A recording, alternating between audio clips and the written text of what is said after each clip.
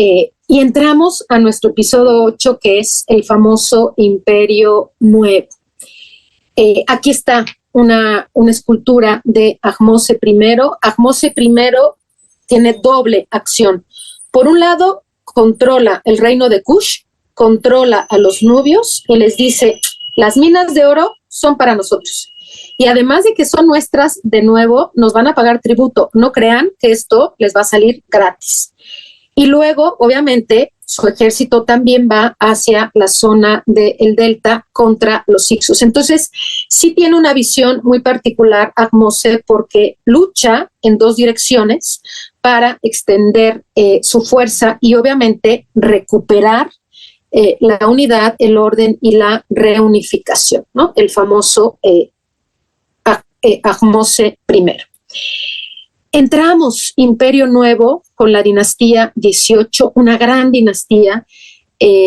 Para mí hay dos momentos extraordinarios, bueno, todo Egipto es extraordinario para mí, pero hay dos momentos importantísimos, dinastía 12 y dinastía 18. Son dos dinastías que vale la pena que le dediquemos más tiempo a estudiarlas porque se hicieron cosas muy interesantes. Aquí hay un esquema de lo que sería esta dinastía 18 con el árbol genealógico hasta terminar con finalmente con Tut, con el rey o faraón Tutankamón, que ya sería el último de esta dinastía 18 y luego ya llegaría la dinastía de los Ramseses, que hablando en términos históricos, la dinastía de los Ramseses es como el inicio, ahora sí, del fin de la gran civilización egipcia, ¿no?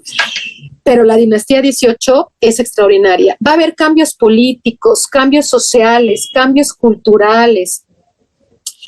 Va a haber una fuerza tremenda militar de Egipto. Vamos a encontrar apertura de rutas comerciales. Vamos a ver también cómo Egipto recuerda su historia e incluso los faraones de la dinastía 18 como que se van a apropiar de historias que ellos no vivieron en el primer periodo intermedio y en el segundo, pero van a escribir como si lo hubieran vivido, ¿no? Es una época como de muchísima fuerza en campañas políticas entre ellos mismos para mantener este orden y este control, ¿no? Y es justo este momento en el que podemos realmente hablar de la figura del faraón. Antes del Imperio Nuevo, cuando hablamos de los faraones o los gobernantes de Egipto, lo correcto era decirles gobernantes o reyes, pero la palabra que va asociada a faraón, que es gran casa, empieza a partir de la dinastía 18. Y cuando se habla del faraón es la gran casa, pero la casa como la que domina, la que mantiene el orden y la que nos da la estructura. Es cuando vamos a ver también toda esta serie de coronas mucho más claras, ¿no? Tenemos la corona blanca del Alto Egipto, la roja del Bajo Egipto, la del Reino Unificado, la corona azul, ¿no? O el casco de la guerra y la corona Nemes, que se van a empezar a utilizar mucho en la dinastía 18, ¿no? Entonces, datos interesantes que dentro de muchas cosas que hemos visto es justo el hablar de reino antiguo, reino medio, imperio nuevo, ¿no? Y la palabra faraón es propia del imperio nuevo, pero tal fuerza tuvieron los faraones del imperio nuevo que siempre en Egipto cuando hablamos de su gobierno hablamos de faraones, no hablamos de reyes. Eso fue la fuerza realmente del Imperio Nuevo. Otra cosa interesantísima que va a surgir en este momento va a ser una serie de correspondencia diplomática extraordinaria entre los reinos y los imperios de la antigüedad, que ahorita los vamos a ver, ¿no? Entonces, vean incluso la fuerza de Egipto durante todo este imperio nuevo, sobre todo hasta la dinastía 18, finales de la dinastía 18, vean, tenemos toda la zona de Nubia, que ya de nuevo la tenemos, toda la zona de Avaris, el Bajo Egipto, todo el Sinaí, y vean hasta dónde extienden su poder, ¿no? Una cosa extraordinaria, cómo Egipto se estructura, se recupera y ahora sí dice, ahí les vamos, ¿no? Nada de que nos vuelven a dominar, nos vuelven a gobernar extranjeros, vamos con toda la fuerza hacia la zona del levante mediterráneo. Aquí están las grandes potencias de la antigüedad. Si hoy día hablamos de la geografía política, ¿no? Y por ahí aparece Estados Unidos, Rusia, China, no sé, yo no soy política. Esta es la geografía política de la antigüedad. Egipto, el imperio egipcio, dinastía 18, todo lo amarillo, dominan la tierra de Canaán, dominan la tierra de Fenicia, dominan territorio nabateo, dominio sirio. Tenemos a el pueblo de Elam, Babilonia, tenemos todo lo que implicó la zona de Mitanni y los hititas. Entre ellos buscaban extender territorio, pero también buscaban extender sus nexos comerciales. Entonces vamos a encontrar una correspondencia que son las famosísimas cartas de Amarna, en donde el rey de Egipto le escribe al rey de Babilonia, oye, yo ya te mandé el oro, ¿por qué no me has mandado la madera? Otras cartas interesantísimas en donde literal, de nuevo, se intercambian las doncellas y entonces la doncella va para allá y la doncella viene para acá buscando mantener la paz. Pero pues habrá, claro, sus momentos en donde esta paz no sea tan firme y realmente las amenazas de Egipto eran los asirios, todo lo que es territorio de Babilonia, y los hititas. Realmente esos eran los enemigos de Egipto y Egipto buscaba mantener un poco como al margen a estos imperios. Tenemos, como ya les decía, una fuerza militar tremenda en esta dinastía 18 y no solamente una fuerza militar por tierra, también incursionaron en barco. Hay unos relatos extraordinarios de Tutmes III, cómo toma barco, va por el Mediterráneo, cosa que antes no había sido posible en Egipto, y llega a la región de los fenicios en barco y en tierra. Son unas cosas extraordinarias. Se va a ver, ahora sí que ensanchadas las arcas de Egipto con las minas de oro de Nubia, con las minas de turquesa que van a estar en la zona del Sinaí, y vamos a empezar a encontrar una serie de mapas o de cartografía en papiros en donde se marcan las rutas para llegar a las distintas minas y finalmente poderlas explotar. Entonces tenemos minas de turquesa, minas de oro, obviamente vamos a tener todas las minas de alabastro, de granito negro, verde, rosa, que es típico de la zona de Asuán, pero se van a explotar muchísimo más en el Imperio Nuevo. La religión se va a ver potenciada a todo lo que da. Es la época de los libros de los muertos, es la época en la que todos los egipcios, ahora sí, todos los egipcios van a buscar tener su propia tumba, su propio sarcófago, su propio libro de los muertos. Ya no es algo que quedara solo para la realeza, sino que ya se extiende la concepción de la muerte, el juicio y la ciudad de los juncos o el país de los juncos, que sería esta concepción de su felicidad y su plenitud. No es que antes no estuviera, ojo, siempre ha estado en Egipto o siempre estuvo en Egipto, pero no había sido tan buscada como lo fue la dinastía 18 y el Imperio Nuevo, en el sentido de que toda la población buscaba tener su morada de la otra vida, buscaba tener su sarcófago, su tumba, aunque fuera muy sencilla, muy pobre, pero había que tenerla. Antes se concebían estos aspectos de la vida después de la vida, pero no tan rígido en cuanto a tener una tumba, su momia perfectamente bien constituido el ámbito de los ritos de la muerte, ¿no? Entonces entramos con la dinastía 18, con el faraón Ahmose I, que es el que expulsa a los hicsos, con la dinastía 18. Él va a retomar la cuestión de la corregencia que se había planteado en la dinastía 12. Y entonces Ahmose I va a nombrar de nuevo a su esposa como corregente y va a jugar un papel muy importante en la corregencia. Vamos a encontrar con Ahmose I también un crecimiento al templo de Karnak y de Luxor. Entonces vamos a empezar a ver cómo esta zona se va a empezar a crecer, estos grandes templos. Vamos a ver la calzada de las esfinges que conecta finalmente a Karnak y a Luxor como estos dos grandes templos, ¿no? Aquí les pongo, vean, aquí está, esto es extraordinario porque aquí entendemos de dónde viene cada uno de los faraones. Tenemos a Amosis I, luego a su hijo Amenemhat, que se casa con Ahmose, y de ahí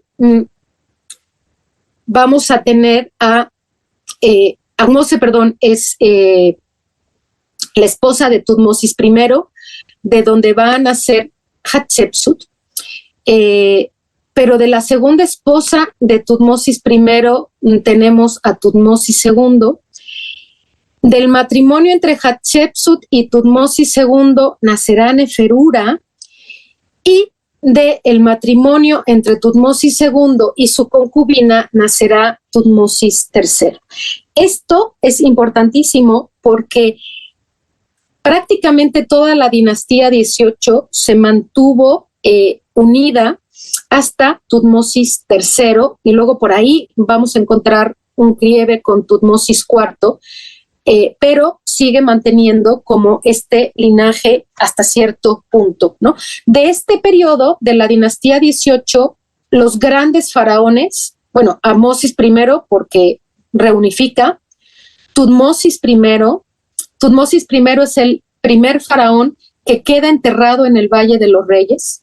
Hatshepsut, la mujer faraón, que acuérdense que no haya habido antes, pero en realidad la historia de Hatshepsut es muy interesante, que también daría para un curso completo, porque Hatshepsut fue coronada en vida por Tutmes I, pero luego los nobles como que le quisieron jugar mal con Tutmes II, y sí buscaron que Tutmes II fuera el faraón, pero nace débil, enfermizo, y aunque se casa con su concubina y tiene un hijo, no vivió lo suficiente como para ser faraón.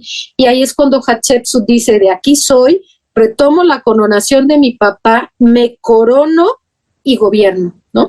Y fue un gobierno muy próspero, muy largo, que incluso supo trabajarlo muy bien en esa corregencia con Tutmosis III. Y uno de los grandes faraones de la dinastía 18 fue Tutmosis III, ¿no? Entonces aquí tenemos a Tutmosis I, ¿no?, que es el que se entierra por primera vez en los hipogeos en el Valle de los Reyes. Él va a comenzar una campaña muy interesante hacia la zona de Nubia para como recordarles: aquí estamos, nosotros somos los poseedores de sus minas. Va a ir a la zona de Canaán, va a incursionar hasta la zona de Mitani, incluso llega un poco a la tierra de Mesopotamia con el Éufrates, ¿no? Fue un gran faraón que le dio estabilidad y le dio orden, y va a enseñarle a Hatshepsut todo lo que implicó o lo que implica el pensamiento de un faraón en una mentalidad, el orden interno, pero mantener la estabilidad y la paz con el extranjero, ¿no? Y la va a coronar en vida como faraón.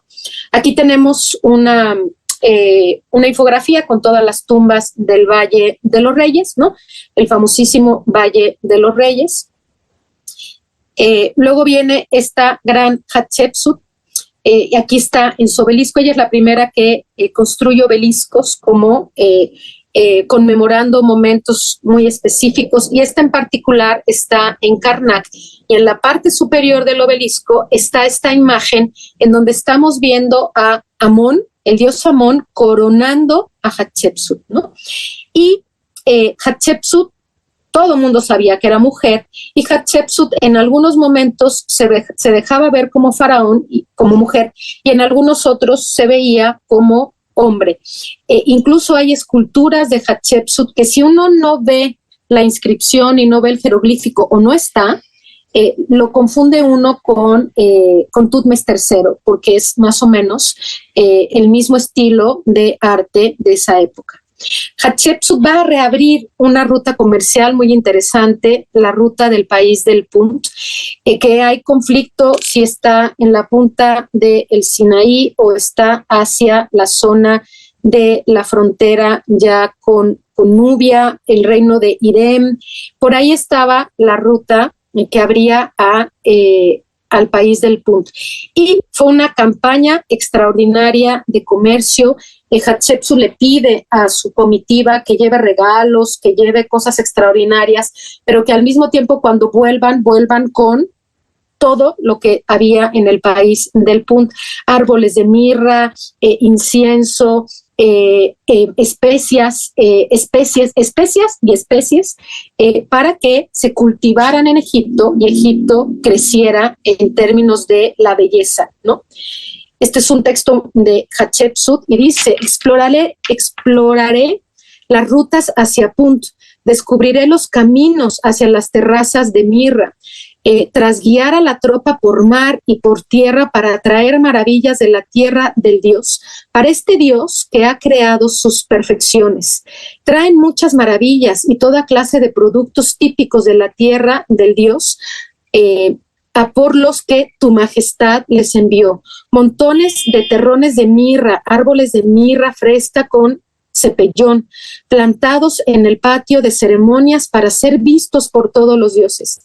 El jefe de Punt, Palhu, su esposa Ati, sus 2 hijos, de su hija y del asno que carga con su esposa, cargando pesadamente los barcos con las maravillas del país del Punt, todas las buenas maderas aromáticas de la tierra del Dios, montones de resina de mirra, jóvenes árboles de mirra, ébano, marfil puro, oro verde de Amún, madera de cinamo, madera gesti, incienso y bemut, incienso, pintura de ojos, babuinos, perros, pieles de pantera del sur y ciervos y sus hijos. O sea, fue una campaña extraordinaria la que hizo Hatshepsut. Y una de las cosas interesantes de Hatshepsut es que en vida coronó a su hija Neferura.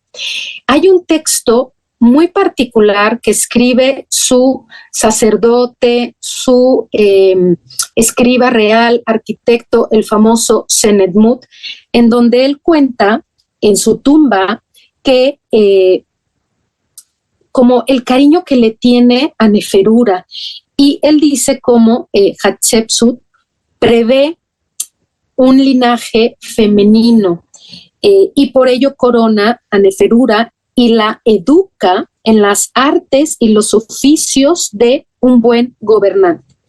Pero no sabemos qué pasó con Neferura, no hay ningún registro de la muerte de Neferura.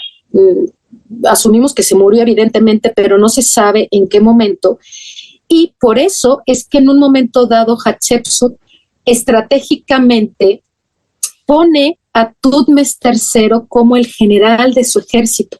Y entonces, mientras Hatshepsut anda buscando la ruta del país del Punt y viendo todo lo que llega del país del Punt y obviamente solidificando Egipto, construyendo el templo de Karnak, los obeliscos, Luxor, pensando en su templo mortuorio en Del el Bahari, mientras ella está en todo eso, Tutmes III anda de batalla en batalla con los reinos extranjeros, conquistando, dominando, apagando las batallas y ganando muchas batallas.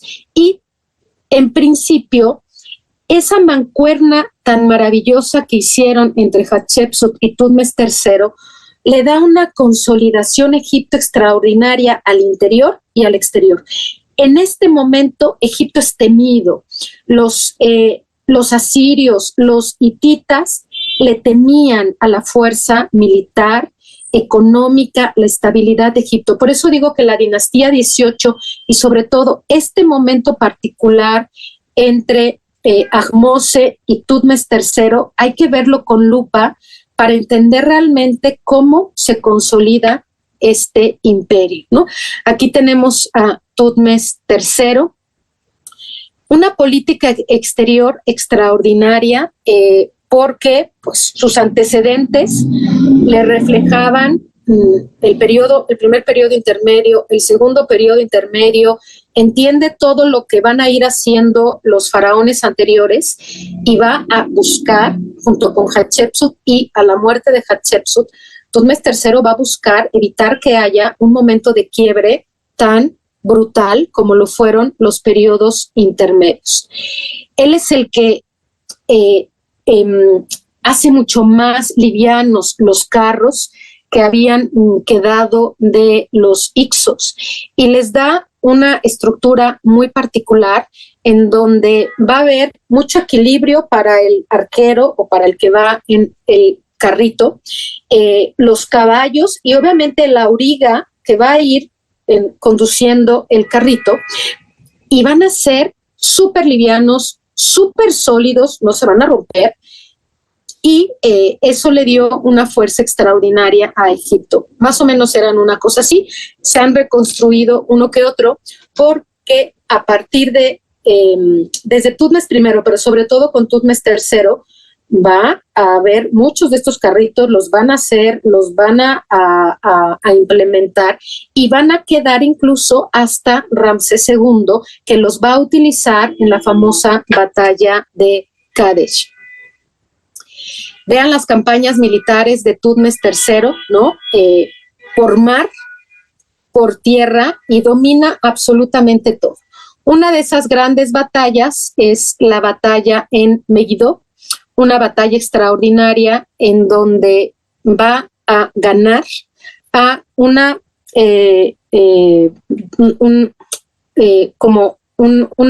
fuerza de dos poderes, los de Mitanni y el reino de Kadesh se van a unir en una fuerza y Tutmes III los va a vencer en Megiddo, en este gran sitio. Y para llegar a Megiddo había 3 rutas, 2 de fácil acceso, largas, y una de corto, de menor tiempo y menor distancia, pero muy estrecha y como muy escarpada en el terreno. Entonces Tutmes III les dice a sus generales, nos vamos a ir por la ruta corta, y los generales dicen, no, por ahí no, porque pues no la vamos a librar.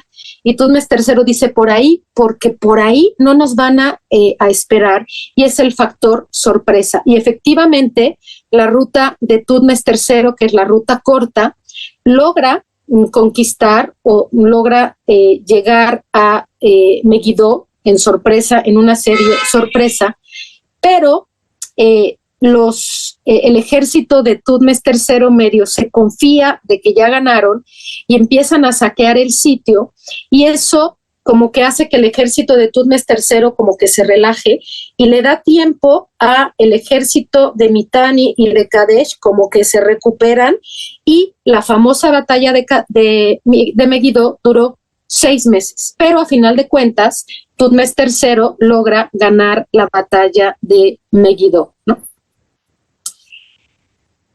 De Tutmes III nos vamos a Tutmosis IV, que no era hijo de una esposa real de Tutmes III, pero la casan con Iaret y Nefertari, que fueron hijas de las concubinas de Tutmes III, y a final de cuentas logra mantener esta dinastía, ¿no?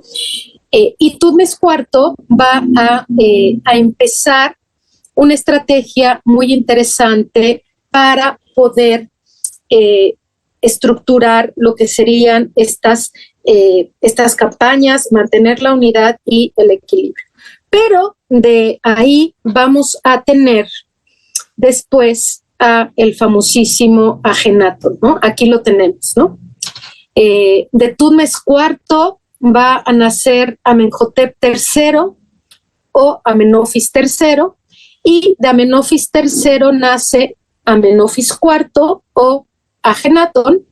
Aquí está su esposa Nefertiti, pero vean cómo Nefertiti también tiene un linaje real, son medio parientes, y de ahí vamos a tener a Tutankamón. Y Tutankamón finalmente es el último gran faraón, a que luego por ahí viene el que fue el sacerdote de Tutankamón como faraón, y a final de cuentas termina la dinastía 18, ¿no?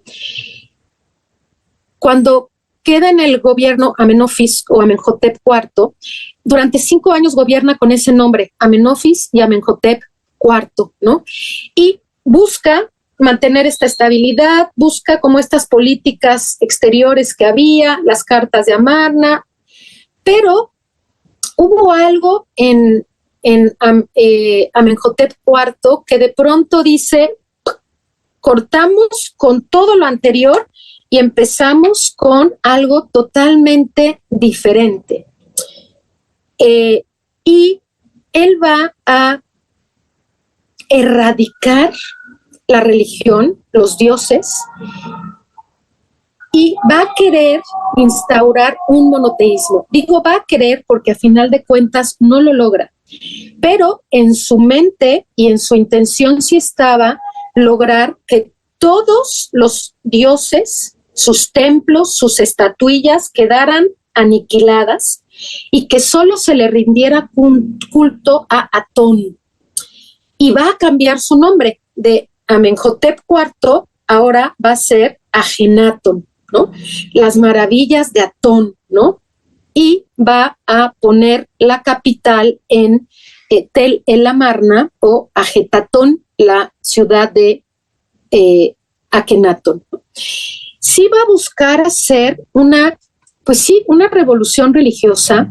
Sí ha pasado la historia como el faraón hereje en Egipto o el faraón con un intento monoteísta.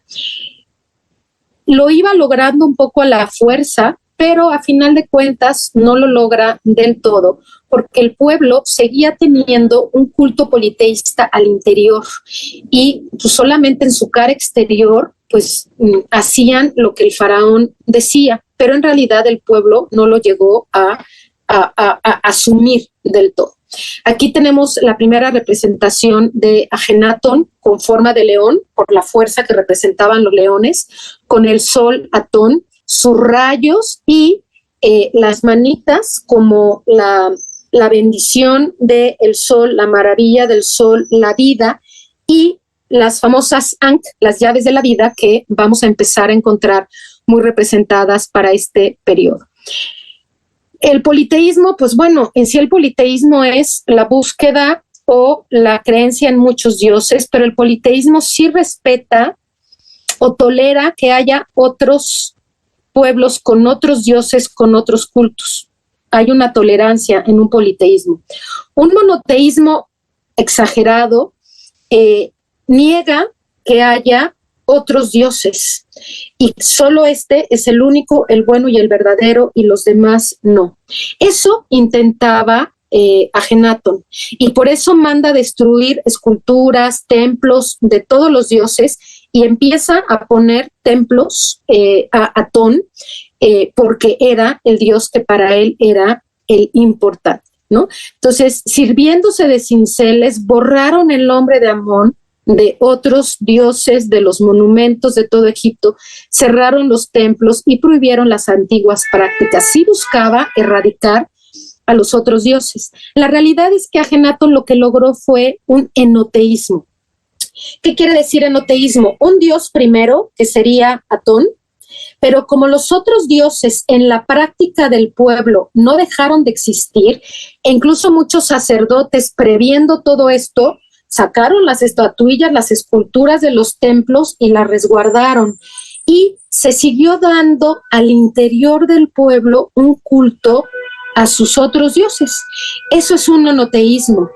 El pueblo no logró erradicar de su fe a los otros dioses, mantuvo su creencia politeísta, pero como era la intención del gobierno de mantenerse con un solo culto, se le reconoce como un enoteísmo. Entonces, en realidad, esta revolución de Ajenatón se entiende en términos de fenomenología de la religión como un enoteísmo, ¿no? Aquí está lo que él veía, ¿no? Como el dios se empezaba a ocultar, ¿no? Y obviamente, pues, la fuerza se la da a Atón. Contexto político interesante, pues todas estas cartas de Amarna que se venían escribiendo, pero Ajenatón estaba tan preocupado por su culto, tan preocupado por su ciudad, tan preocupado porque le rindieran culto a él como Dios. Hay un documento, un papiro, en donde los escribas plantean tal cual que Ajenatón y Nefertiti son divinidades, cosa que nunca antes lo habían dicho los faraones. Y está tan preocupado por eso que se olvida de la política exterior. Y entonces estas cartas de Amarna empiezan a escribirlas los gobernantes extranjeros, pero no encuentran respuesta por parte del gobierno de Ajenatón. Entonces las relaciones políticas, la diplomacia de la antigüedad, se empieza a desquebrajar y los reinos de Babilonia, de Mitanni, Ugarit, Tiro, Jerusalén, Kadesh, Sidón, Biblos y Amurrú se quejan de Ajenatón, se quejan del rey que no responde, que no envía, que no cumple. Y eso debilita a Egipto. Cuando Tutankamón toma el poder, está tan debilitado Egipto, está tan roto el término de la religión, que Tutankamón se ve obligado por los sacerdotes, por los nobles, a regresar a las prácticas anteriores para recuperar lo que queda de Egipto antes de que esto se siga debilitando, ¿no? Y eso, a final de cuentas, lo que va a suceder es que muere Ajenatón. Todo indica a que Nefertiti gobernó un tiempo, ¿no? Hay un faraón, Neferutatón, que es uno de los nombres de Nefertiti. Entonces, entre Ajenatón y Tutankamón, posiblemente haya gobernado Nefertiti, y obviamente buscando mantener esta estructura en términos económicos, religiosos y políticos. Es también una época de un cambio en el arte, porque va a ser un arte muy real, se van a representar como son en la realidad. Es un arte muy cercano, muy familiar. Por primera vez vamos a ver representaciones de igualdad entre los hombres y las mujeres, gobernando los dos a la par, escenas muy familiares, cosa que anteriormente en Egipto no se había visto, y eso es parte de su legado, este término de arte y demás. Cuando Tutankamón toma el poder, pues él es muy pequeño cuando es faraón, no le queda de otra más que asumir lo que le van diciendo sus sacerdotes, sus regentes, y a final de cuentas Tutankamón vuelve a el culto anterior, y eso mantiene de nuevo la estabilidad y la paz en Egipto. Porque así, y con esto terminamos hoy, ya no me meto en los ramseses porque no nos da la vida, pero ciertamente los ramseses lo que hacen es que reciben un Egipto muy debilitado, un Egipto que va a buscar mantener la estructura. Los ramseses se van a dar a la tarea de construir, de poner su nombre, de que su nombre sea visto por todos lados, grandes constructores. Ramsés II se va a enfrentar con el reino hitita en Kadesh, una batalla tremenda que no tuvo un fin. El único fin fue el primer tratado de paz de la historia, porque los hititas ya estaban muy debilitados, el ejército de Egipto también, y los dos gobernantes deciden acordar un tratado de paz.